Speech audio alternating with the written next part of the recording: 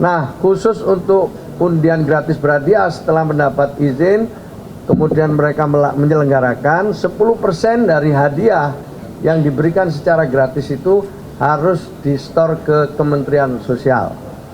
Bisa dalam bentuk barang, bisa dalam bentuk uang. Nah, itu tergantung nanti apa yang mereka selenggarakan. Dan semua penyelenggaraan itu harus dipertanggungjawabkan. Kalau tidak dipertanggungjawabkan, maka ada sanksi. Ada sanksi administratif, ada sanksi pidana. Saya kira itu. Jadi saya perlu laporkan juga supaya lebih jelas bahwa setiap tahun Kementerian Sosial ini mendapatkan antara 140 miliar sampai 150 miliar setiap tahunnya dari undian gratis berhadiah. Jadi tadi yang di atas itu yang diberi penghargaan adalah undian gratisnya mereka penyelenggara undian gratis berhadiah dengan ketertiban administrasi yang baik, disiplin, dan juga melakukan segala hal yang sudah menjadi ketentuan. Misalnya BRI tadi itu yang terbesar itu saya laporkan itu lebih dari 30 miliar ya yang diberikan atau yang distorkan ke kas Kementerian Sosial. Nah, Kementerian Sosial dalam mengelola uang ini juga transparan. Digunakan untuk apa? Digunakan untuk kepentingan masyarakat luas yang memang paling membutuhkan. Bisa untuk pengadaan air bersih, bisa untuk pengadaan rumah tidak layak huni, bisa juga untuk bangun jalan, atau juga mungkin peralatan-peralatan pertanian atau peralatan-peralatan yang dibutuhkan sesuai dengan kebutuhan masyarakat yang mengajukan.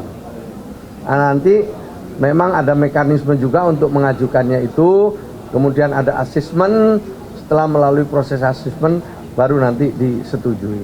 Jadi uang yang didapat sepenuhnya kembali kepada masyarakat yang membutuhkan. Saya kira itu. Ada tambahan? Ada pertanyaan? Mana orang? Kalau sekarang kan kita masuk ke era media sosial tuh ya Pak. Biasanya masyarakat umum itu mengumpulkan uang atau menyelenggarkan misalnya undian gratis berhadiah itu lewat media sosial.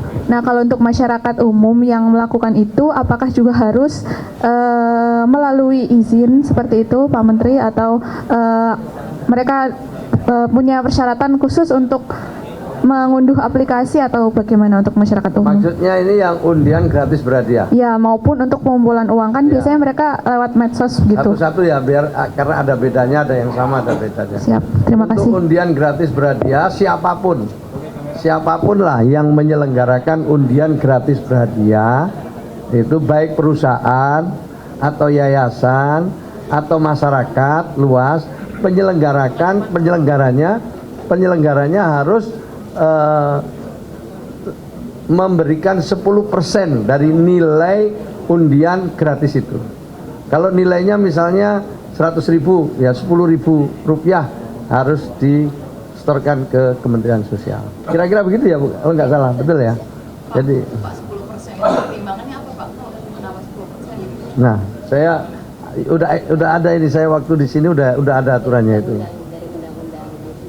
Coba Ibu mungkin ya dari undang-undang undian, dari undang-undang nomor berapa Bu? Undang-undang. Nah, silakan. Dari Undang-Undang Nomor 22 Tahun. Proses undian gratis berhadiah itu, gitu ya Bu ya? Ya, betul. Terus kalau untuk pengumpulan uang dan barang itu yang mengajukan sama harus lembaga yang berbadan hukum. Apapun itu harus berbadan hukum. Kemudian donasi itu harus dipertanggungjawabkan. Kalau di atas 500 juta dia harus mengundang akuntan publik, ya kan? Kalau di bawah 500 juta cukup akuntan intern atau audit intern. Sudah cukup jelas aturannya itu. Kalau untuk pengumpulan uang dan barang. Jadi sebenarnya kalau ada pihak yang mengumpulkan uang dan barang, ya itu kalau tidak memiliki izin itu bisa diberi sanksi. Nah, nanti sanksinya Ibu bisa menjelaskan Tapi saya ingin mengajak ya kepada semua pihak, mari kita ikuti semua ketentuan yang ada, biar di kemudian hari kita tidak menyisakan persoalan. Niat baik saja tidak cukup, tapi lebih daripada itu, yang berikutnya adalah taat kepada segala ketentuan yang ada. Oke, ada lagi?